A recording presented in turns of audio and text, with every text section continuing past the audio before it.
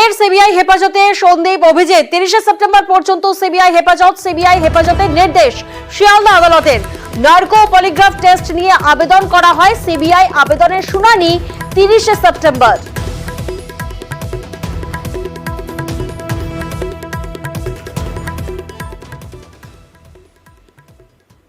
আর এর মধ্যেই আরজিকর তদন্তে সিবিআই এর ভূমিকায় প্রশ্ন জুনিয়র চিকিৎসকদের। দ্রুত তদন্ত শেষ ও বিচারের দাবি আন্দোলনকারীদের। সিবিআই বিচারের দাবিতে আন্দোলনকারীদের বিচারের দাবি।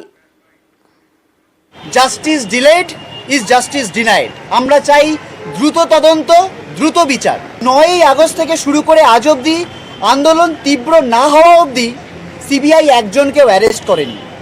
একজনও প্রমাণ লোপাটে, দুর্নীতিতে, ভয়ের রাজনীতিতে অভিযুক্ত দোষী পুলিশ কর্তা, আমলা বা শাসক দলের নেতাদের গায়ে আঁচড়টুকুও পড়েনি।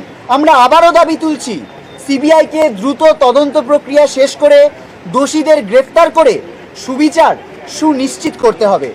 আদালতে বিচারের প্রক্রিয়াকে দ্রুত করতে হবে।